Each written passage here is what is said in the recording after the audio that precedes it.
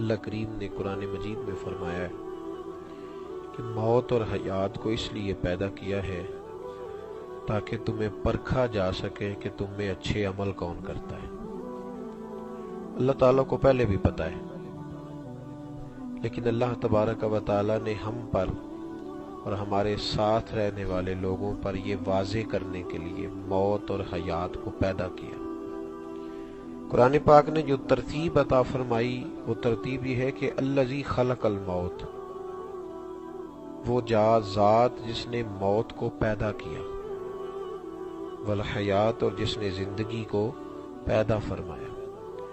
ترتیب دیکھیے گا، اللہ کریم نے موت کا ذکر پہلے فرمایا ہے، حیات کا ذکر بعد میں فرمایا ہے۔ الذی خلق الموت والحیات، وہ ذات جس نے موت اور حیات کو پیدا کیا، کس لیے؟ لیبلوکم، تاکہ پرکھا جا سکے، ایکم احسن عملا، یہ نہیں کہا کہ تم میں عمل کون کرتا ہے، تم میں اچھے عمل کون کرتا ہے، حسین بھی نہیں کہا، حسن والا بھی نہیں کہا، احسن عمل۔ فرمایا دیکھنا چاہتے ہیں کہ تم میں بہترین عمل کون کرتا ہے۔ تم میں سے بہترین عمل، ہماری جو اچھی انڈسٹری ہوتی ہے نا، اچھی انڈسٹری، اس نے اپنی اچھی پروڈکشن چیک کرنے کے لیے علیحدہ سے کچھ لوگ بٹھائے ہوتے ہیں جو کوالٹی چیک کرتے ہیں، پھر وہ کوالٹیاں بناتے ہیں، یہ اچھی ہے، یہ بہت اچھی ہے، یہ اس سے بھی اچھی ہے۔ تو کوالٹی چیک کرنے کے لیے باقاعدہ لوگ بٹھائے جاتے ہیں۔ اللہ فرماتے ہیں میں نے تمہاری کوالٹی چیک کرنے کے لیے تمہیں زندگی اور موت عطا فرمائی ہے۔ اچھے عمل کون کرتا ہے؟ تم میں سے اچھا کردار کس کا ہے؟ ہم لوگ یہ سمجھ بیٹھے ہیں کہ میٹھا بولنے کا نام اخلاق ہے، یا میری طرح جس نے اچھی پگڑی باندھ لی، داڑھی رکھ لی، وہ مکمل ہو گیا۔ نہیں، اس کو چاہیے کہ اپنی تربیت پر توجہ دے۔ ہمارے جو محکمے ہیں نا، ہمارے محکموں میں ری فریشر کورس کرائے جاتے ہیں کہ پھر سے فریش ہو جائے کہ تمہاری ذمہ داریاں کیا کیا ہیں۔ کرائے جاتے ہیں نا، فریش کرنے کے لیے کورسز کرائے جاتے ہیں تاکہ پھر سے پتہ چل جائے۔ ہم لوگ اپنی ترقی روک لیتے ہیں، بالخصوص جو میری طرح کا شخص ہوتا ہے وہ کہتا ہے اب میں بہت زیادہ نیک ہو گیا ہوں۔ دیکھ کے تو صحیح نا، قمر صاحب کتنی میری تعریفیں کر رہے ہیں، اب میں نیک ہوں تو اسی لیے کر رہے ہیں نا۔ ہم لوگ رک جاتے ہیں۔ امام غزالی رحمت اللہ تعالی لکھا ہے، حضرت عثمان حیری رحمت اللہ علیہ بہت بڑے درویش تھے اور بہت سارے فقہاء کے استاد تھے۔ ایک شخص نے دعوت پکائی ان کی، کہا حضرت جی فلان دن کو فلان تاریخ کو میرے گھر آئیے گا۔ حضرت صاحب چلے گئے۔ جب اس کے دروازے پہ پہنچے تو دروازے پہ دستک دی، وہ شخص باہر آیا، کہنے لگا اوہو میں تو بھول ہی گیا تھا آج آپ کی دعوت پکائی ہے، غلطی ہو گئی حضرت صاحب، یاد ہی نہیں رہا۔ جب صحیح بات کیجئے گا، اپنے دل پہ ہاتھ رکھے، میرے اور آپ کے ساتھ ایسے کرے۔ ویسے تو ہم کہتے ہیں نا میں بڑا عاجز سا سادہ سا، جی میں بڑا درویش آدمی، کرے ہیں کوئی بھلا، دعوت پکائے، ٹائم لے کے جائے اور پھر کہے کہ میں بھول گیا تھا۔ میری طرح کے بندے تو بگڑ جاتے ہیں کہ تم چوک میں لینے کیوں نہیں آئے، تم نے نعرہ ہی کوئی نہیں لگایا، تمہیں پتہ نہیں مہمان کو کیسے بلایا جاتا ہے۔ لوگ بگڑ جاتے ہیں۔ کہنے لگا جی مجھے نہیں یاد رہا کہ آپ کو بھول گیا تھا۔ تو حضرت صاحب نے کیا فرمایا، ہزاروں لوگوں کے استاد تھے، کیا انداز ہے، کیا رنگ ہے، کیا اللہ نے ان لوگوں کو نوازا ہے۔ فرمایا احسن عمل والے لوگ دیکھو میں نے اچھے اعمال پرکھنے کے لیے تمہیں پیدا کیا۔ فرمانے لگے یار کوئی بات نہیں، بندہ بھول بھی تو جاتا ہی ہے، انسان جو ہوا کوئی عرض نہیں، پھر کبھی آ جائیں گے۔ حضرت صاحب دوڑ کے گئے، واپس چوک میں پہنچے تو بندہ پھر پیچھے گیا، کہنے لگا حضور چلو اب آپ آ ہی گئے ہیں تو ذرا واپس آ جائیں، میں دیکھتا ہوں شاید کوئی گھر میں چیز پڑی ہو تو آپ کو پیش کر دیتے ہیں۔ حضرت صاحب دوبارہ آ گئے۔ میں نے کہا کہ یہ باتیں کرنی آسان ہے، سننی آسان ہے، لیکن ذرا اپنے آپ کو وہاں کھڑا کر کے دیکھیں نا، دوبارہ آ گئے، میں تو کبھی نہ دوبارہ آتا، میں تو کہتا یار جا کام کر دیکھی جائے گی، چلو کہتا کچھ نہ، لیکن اندر غصے سے شاید لال پیلا ہو جاتا کہ عقل ہی کوئی نہیں بلانے کی، جا دوڑ جا میں نہیں آتا۔ حضرت صاحب دوبارہ آ گئے، आके खड़े हुए, कहने लगा आप यहाँ खड़े हो, मैं जरा पता करता हूँ, शायद कोई चीज पड़ी हो। अंदर गया तो वापस आके कहने लगा हुजूर माफ करना, कोई शय भी नहीं। फिर चले गए। चौक में गए तो फिर बुलाने चला गया, कहने लगा मेहरबानी करें वापस आ जाएं, अचार मिल गया। उसने सिरका कहा था, मैं आपको समझाने के लिए कह रहा हूं। कहने लगा जी वो अचार मिल गया थोड़ा सा, आ जाएं। हजरत साहब फिर आ गए। तीसरी बार आए तो कहने लगा हुजूर माफ करना, वो तो खराब हो गया, तो खाने के काबिल ही नहीं। हजरत उस्मान हैरी, न चेहरे पे शिकन न दिल पे।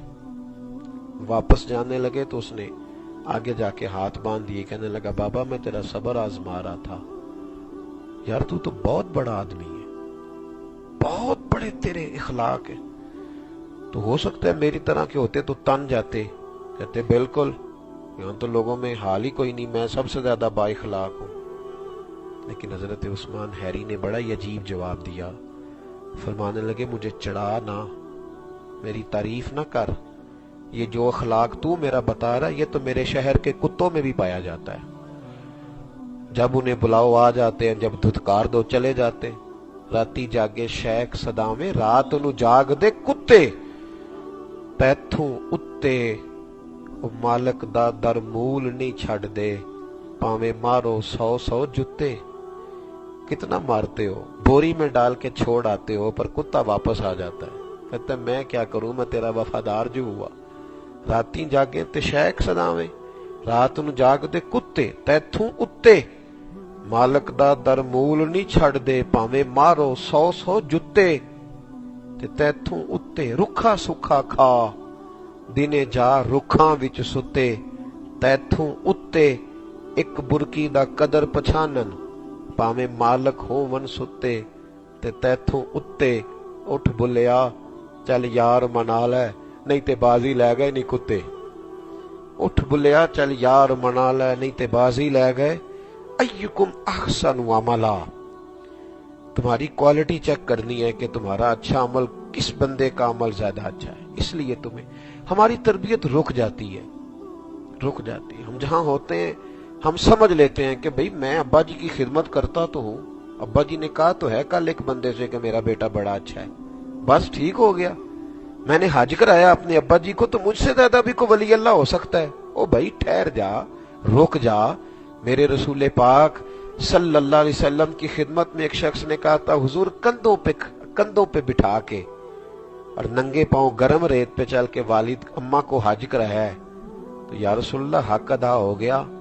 नबी पाक ने फरमाया नहीं, तेरी माँ को तेरी पैदाइश के वक्त जो दर्दें हुई थी, अभी एक दर्द का भी हक अदा नहीं हुआ। यहां तो लोग बन के बैठ गए, हमारी तरबियत रुक गई। बड़े सारे लोग लिबादे ओढ़ लिए, रंग रूप बन गए, लोगों ने हमें अच्छा कहना शुरू कर दिया।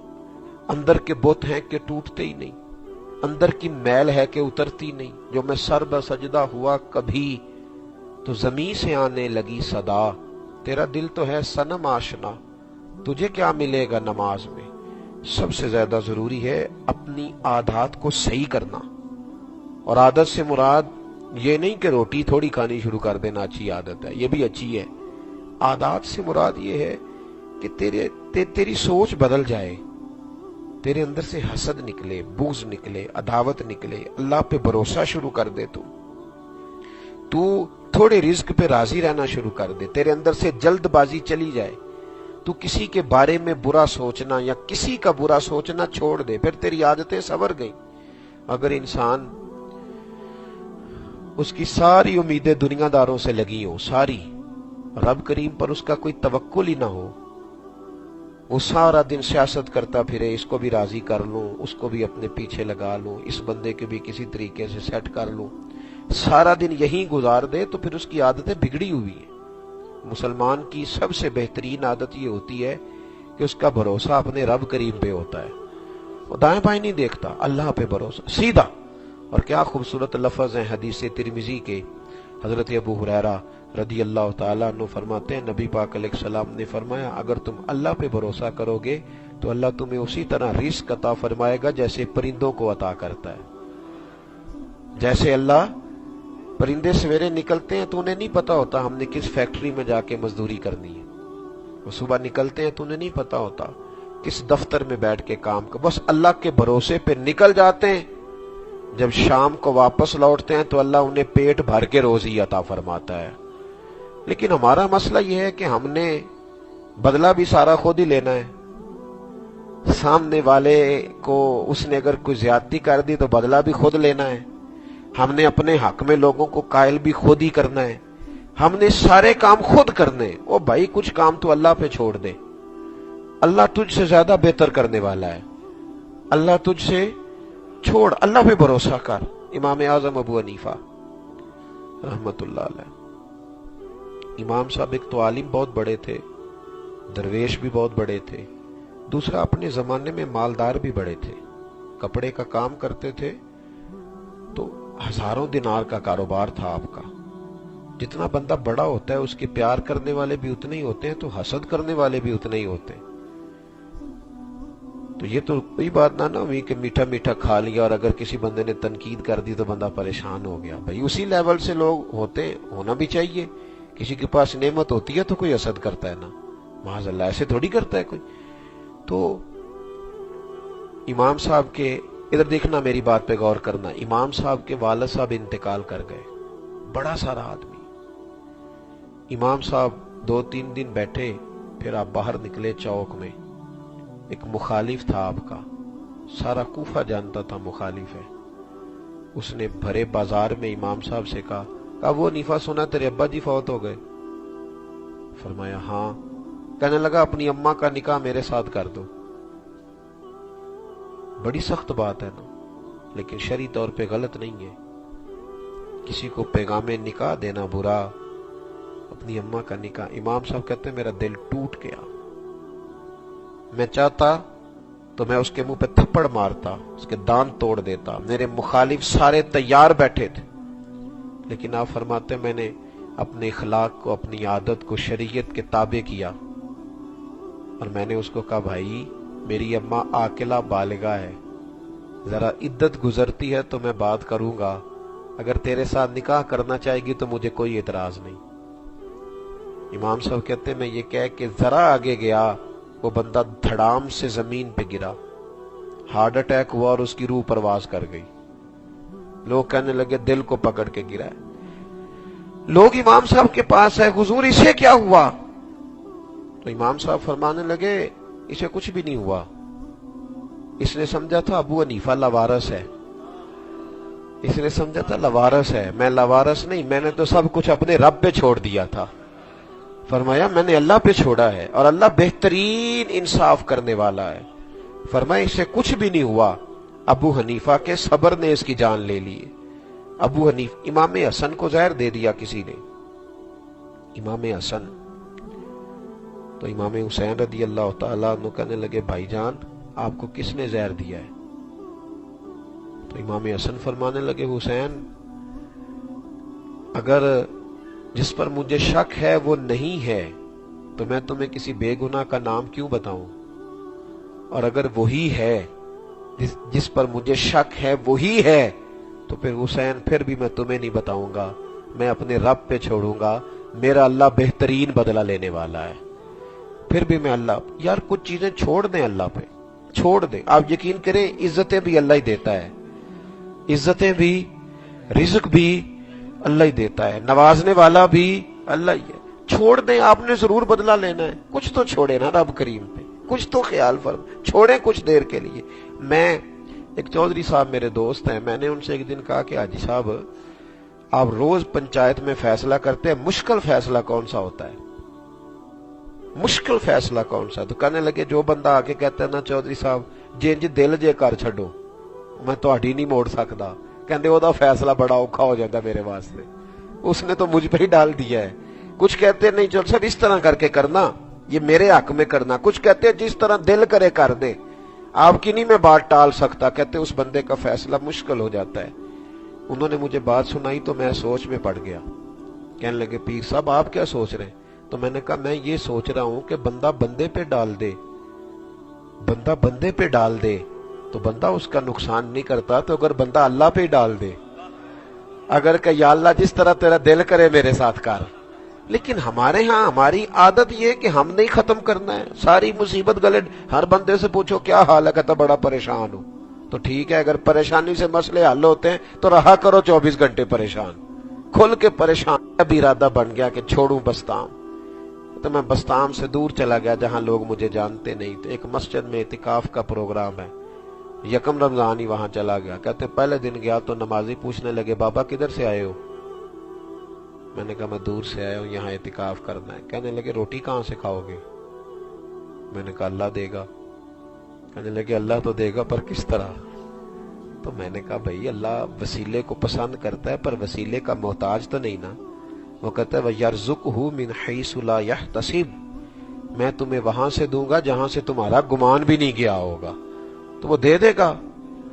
کہنے لگے جی وہ تو ٹھیک ہے پر کیسے؟ کہتے ہیں میں 2 کو بھی سمجھایا. اگلا دن آیا تو 2 نمازی اور پوچھنے لگ گئے بابا روٹی کہاں سے کھاتے ہو؟ تو میں نے کہا اللہ دیتا ہے. کہتے پر کیسے؟ اگلے دن پھر کہتے میں تنگ آ گیا نمازیوں سے. یہ رمضان شریف سے پہلے نا مجھے ایک نوجوان نے روکا دیا جمعے میں.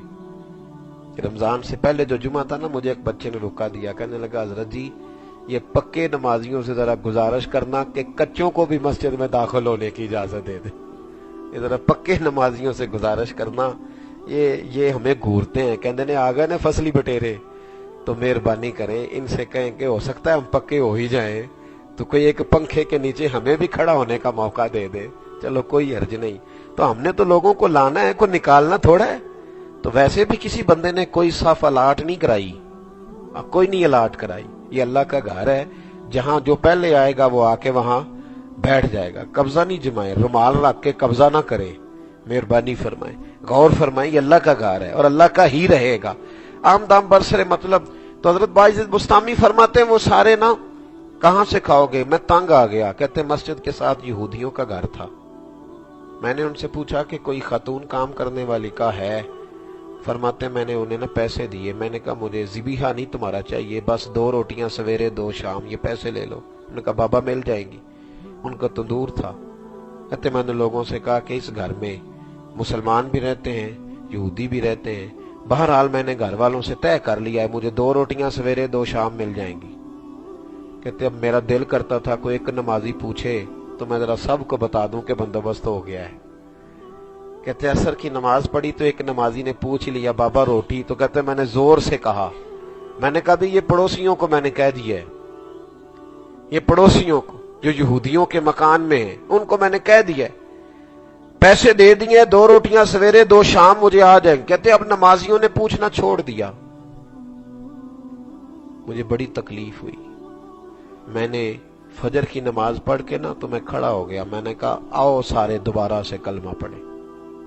خرد نے کہہ بھی دیا لا الہ الا اللہ تو کیا حاصل, دل و نگاہ اگر مسلمان نہیں تو کچھ بھی نہیں. آؤ پھر کلمہ پڑھیں, آ جاؤ. کہنے لگے بابا کیوں؟ تو میں نے کہا یار میں تمہیں کہتا تھا اللہ دے گا تو تم کہتے تھے کیسے. اور میں نے کہا ہے کہ یہ یہودیوں کی بلڈنگ سے روٹیاں آئیں گی تو تم نے مان لیا ہے. تمہارا تو اعتقاد دنیا داروں پہ زیادہ ہے, رب کریم پہ کمزور ہو گیا. اب یقین کریں ہر آدمی کہتا دھوکے سے امیر ہونا ہے, جیب کاٹ کے امیر ہونا ہے. خدا را اپنا توکل اپنے رب پہ مضبوط کریں. یاد رکھ لیں دنیا میں جتنے لوگ آگے گئے ہیں وہ اپنی صرف محنت سے نہیں گئے. محنت انہوں نے کی ہے, محنت ضرور کی ہے, لیکن دنیا میں جو بھی کہیں پہنچا ہے صرف رب کریم کے فضل کی برکت سے پہنچا ہے. تو اس فضل کو کیوں نہیں تلاش کرتے, اس کرم کے پیچھے کیوں نہیں بھاگتے؟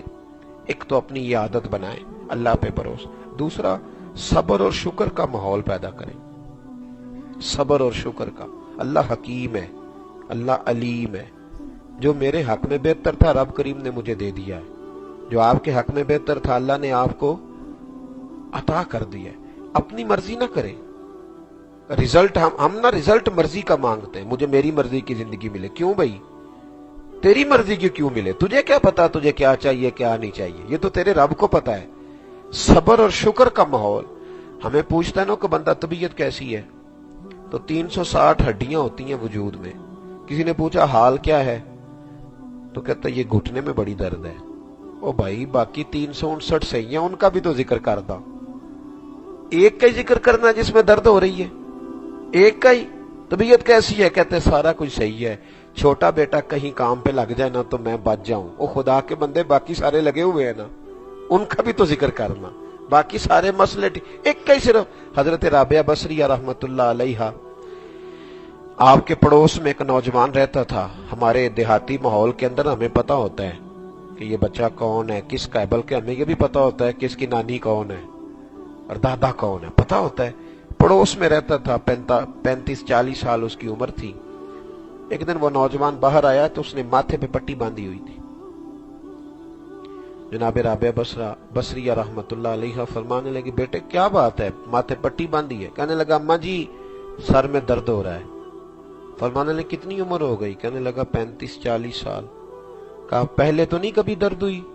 कहा नहीं अम्मा जी, आज तक कहीं दर्द नहीं हुई, पहले दिन हुई है। अम्मा ने बहुत बड़ा जुमला कहा। कहने लगी, बेटे अल्लाह ने तुम्हें 40 साल सेहत दी, तुमने एक दिन भी शुक्र की पट्टी नहीं बांधी, और आज पहले दिन दर्द हुआ है तो शिकवे की पट्टी बांध ली है, और लोगों को दिखाते फिरते हो कि मुझे दर्द है। तुमने शुक्र की पट्टी एक दिन भी नहीं बांधी। शुक्र की पट्टी कब बांधेंगे? कब कहेंगे कि या अल्लाह तेरा बड़ा करम? कब कहेंगे? न सब्र है, न शुक्र है, न हौसला है। बस हर आदमी तकलीफ में है, हर आदमी आजमाइश में है, उसे बस सामने वाला सुखी नजर आ रहा है, वो अपने आप को सख्त अजियत में महसूस करता है। अच्छी आदत में से एक बहुत बड़ी आदत सब्र शुक्र की आदत है। हजरत ईसा अलैहिस्सलाम गुजर रहे थे तो एक शख्स को जमीन पर लेटे हुए देखा जो दोनों आंखों से अंदर था, हाथ भी कटे हुए थे, पैर भी कटे हुए थे। आप जरा उसकी जगह पे बैठ के सोचें जिसकी मैं बात कर रहा हूं। आंखें भी कोई नहीं, हाथ भी कोई नहीं, पैर भी, लेकिन वो शख्स जमीन पे लेटा है तो क्या पता जुबान से क्या कह रहा है? कह रहा है या अल्लाह तेरा शुक्र है, या अल्लाह तेरा ला इन शकरतुम ला अज़ीदन्नकुम, या अल्लाह तेरा शुक्र है। शुक्र शुक्र कह रहे। लोग जमा हो गए। जनाब ईसा अलैहिस्सलाम फरमाने लगे, क्या हुआ? अर्ज की हुजूर ये शुक्र शुक्र कर रहा है। हम पूछना चाह रहे हैं किस नेमत पे शुक्र कर रहा है?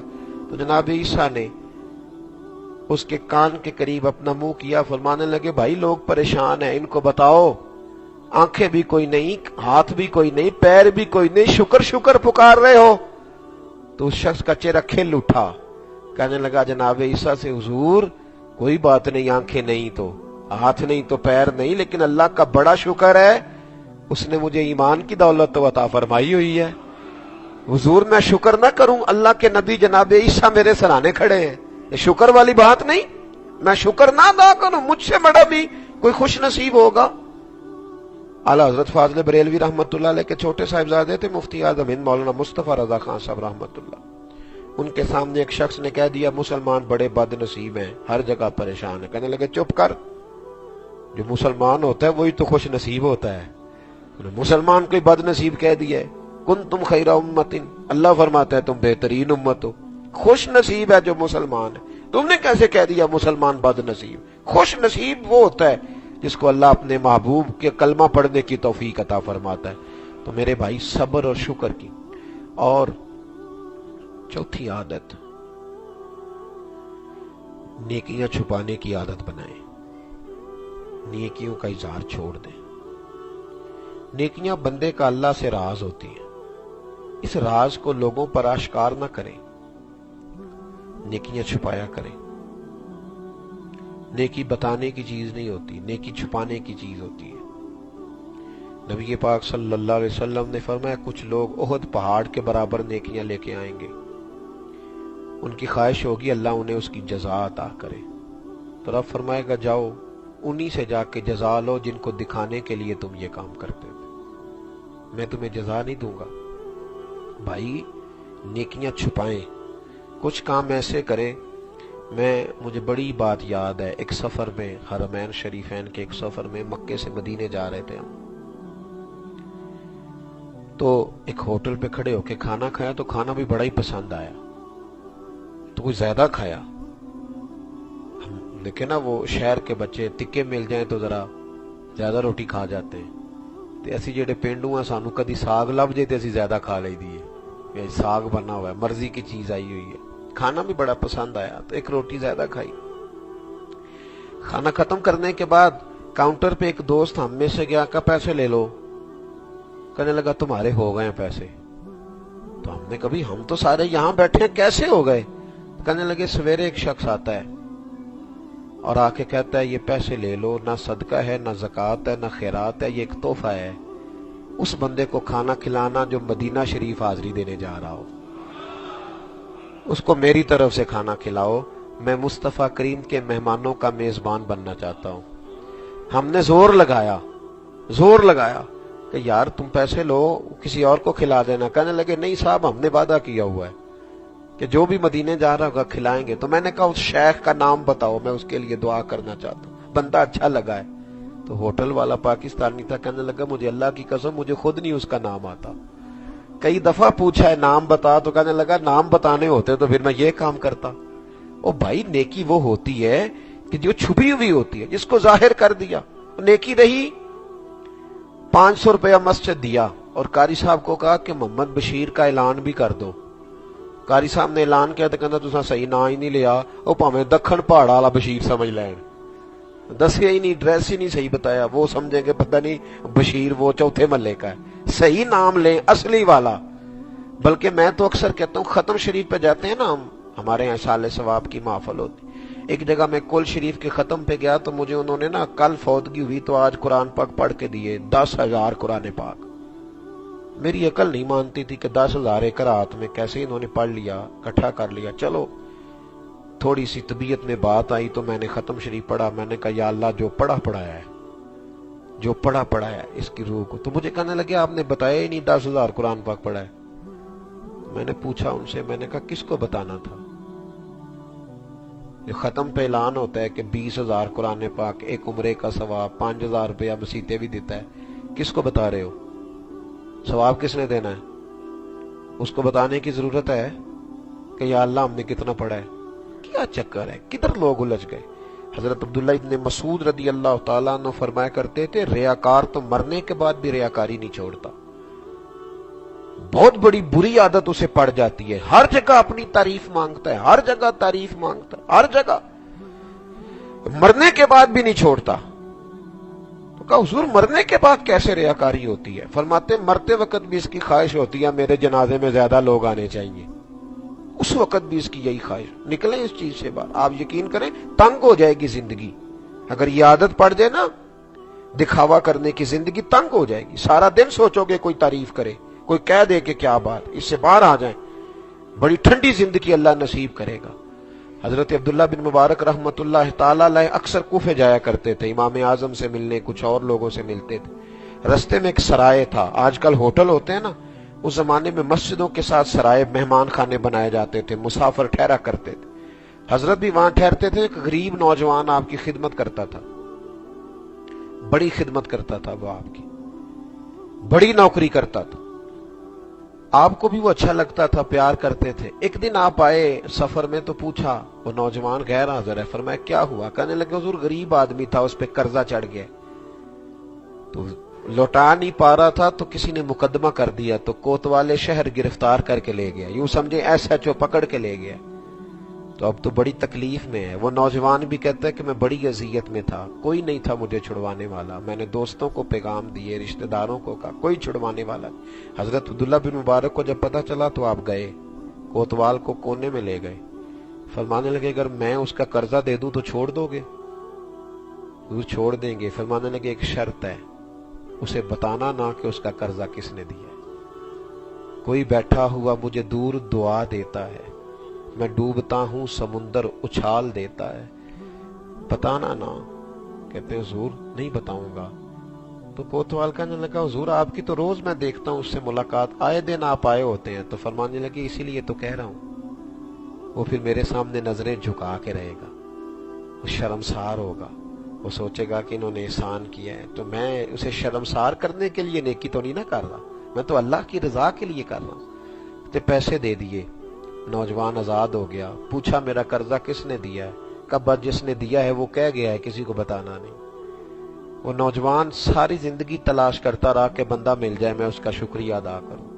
اتنے پیسے تھے کہ میں تو شاید عمر بھر نہ باہر آ سکتا.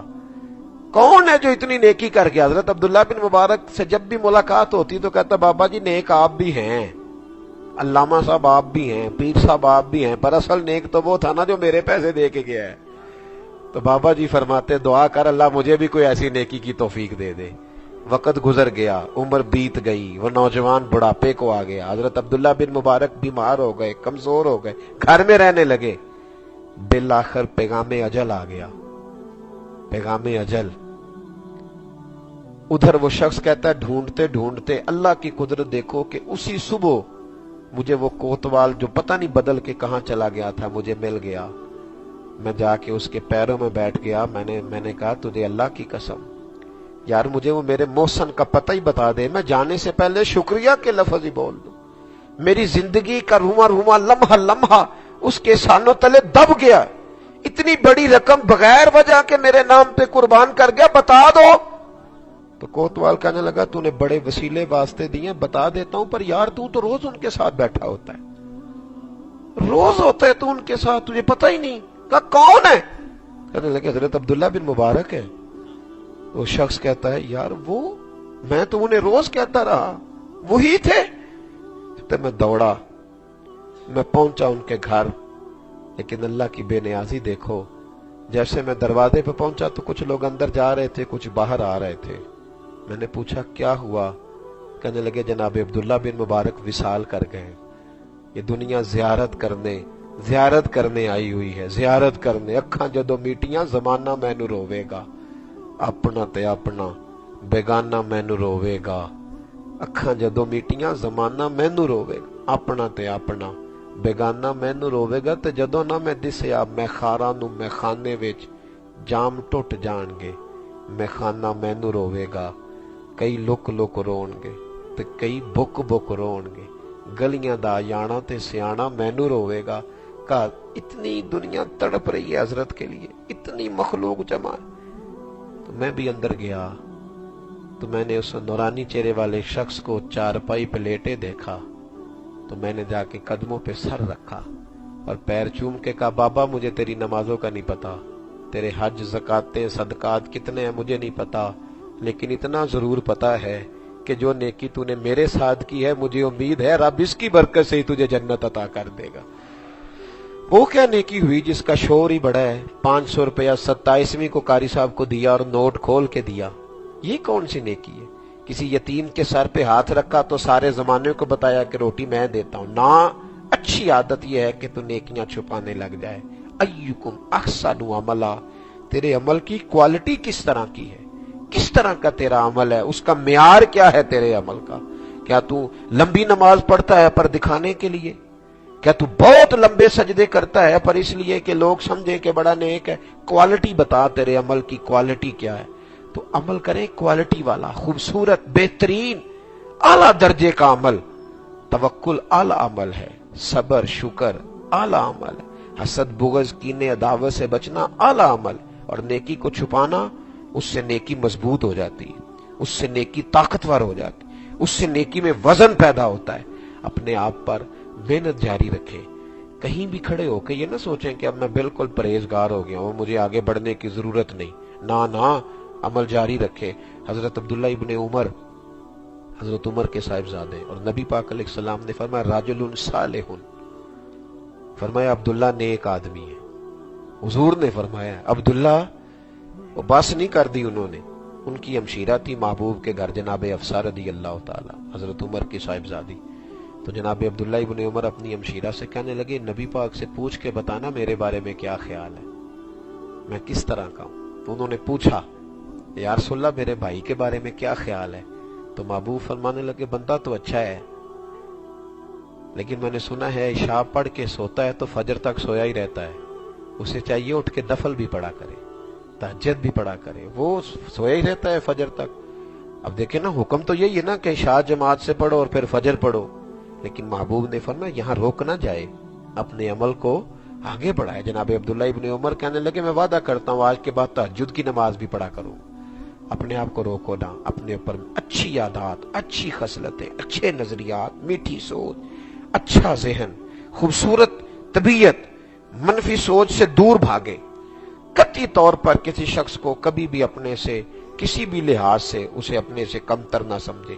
احساس اخوت اپنی طبیعت میں پیدا رکھے۔ اللہ کی بارگاہ میں دعا کرتا ہوں جو کچھ میں نے عرض کیا اللہ عمل کی توفیق عطا فرمائے، اور جہاں ہم بھول گئے اللہ ہم سے درگزر فرمائے۔ آخر دعوانا الحمدللہ رب العالمین۔